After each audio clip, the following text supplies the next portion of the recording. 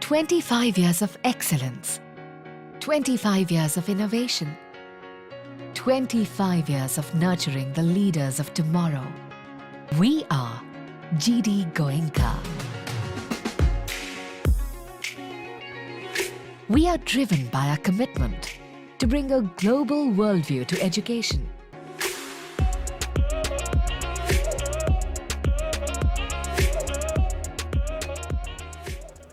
नमस्कार, मैं हूं प्रमोद और आप देखना शुरू कर चुके हैं दी-सड़कनामा.com। इस वक्त मैं मौजूद हूं डबवाली में और जैसे कि आप सब लोग जानते हैं कि हाल ही में विधानसभा का बजट सत्र है वो संपन्न हुआ है। हमारे साथ इस वक्त डबवाली से विधायक हैं अमित सिहाग। क्या कुछ कहना चाहेंगे? 2-3 बड़े सवाल आपने इस विधानसभा सत्र में रखे, खास करके चाहे खरीफ चैनल की बात हो, जो पानी है वो राजस्थान को लेकर के समझौता सरकार ने किया है, लेकिन आपके इलाके में आप लंबे समय से मांग उठा रहे हैं, पानी है वो नहीं मिल पा रहा है और अब उसको लेकर के जो पूरा प्रोजेक्ट था उसको भी बदला जा रहा है। क्या कुछ कहेंगे सर? नहीं, देखिए, मैंने वही है कि सरकार से इस पे बहुत बड़ी राजनीति हुई है। शुरुआती तौर से जब इसको रद्द किया गया था, ये कहा गया था पानी की कमी है।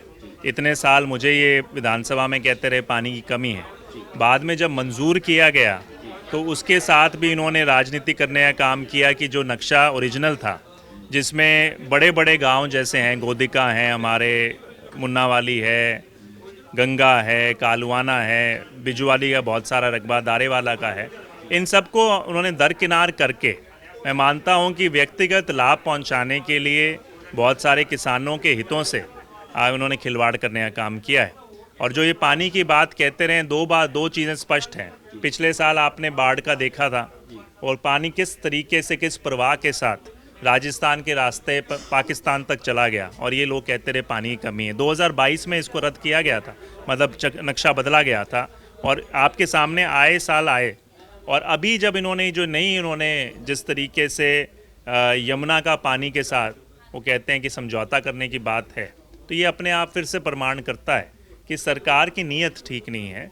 अगर हमारे क्षेत्र के किसानों को देने के बजाय वह राजस्थान को देना चाहती है और ये कहती है हम डबल इंजन की सरकार है, तो वो डबल इंजन हमारे लिए ट्रबल इंजन का काम कर रहा है, क्योंकि इनको निर्देश बाहर से मिल रहे हैं और जहाँ जब जो फैसले लेते भी हैं वो नीतिगत केवल स्वार्थ पहुँचाने के लिए फैसले लिए जा रहे हैं।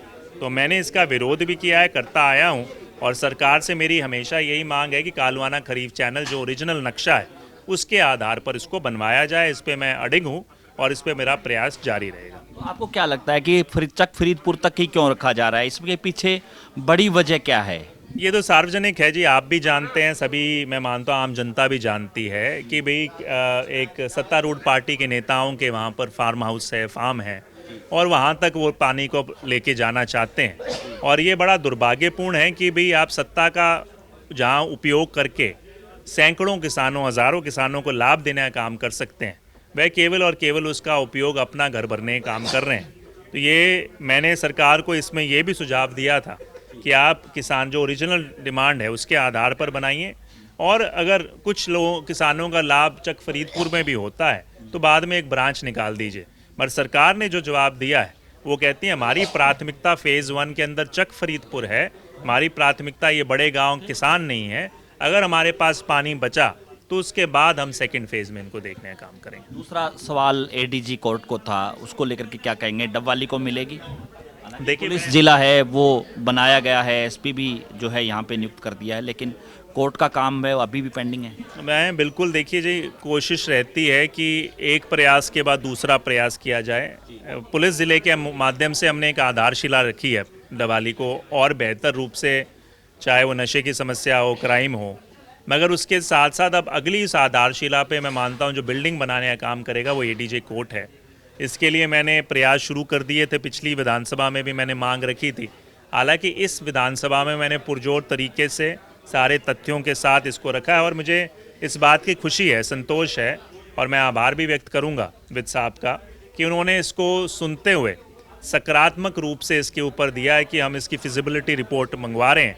मैं उम्मीद है कि मार्च के आखिर तक ये रिपोर्ट जो पहुंचेगी सरकार के समक्ष वो पॉजिटिव होगी और उसके बाद जहाँ जहाँ, चाहे वो अधिवक्ता साथियों से भी मेरी मुलाकात हुई थी, वह भी प्रयास कर रहे हैं और मेरा प्रयास भी जारी रहेगा जब तक इसको भी हम हासिल नहीं कर लेते।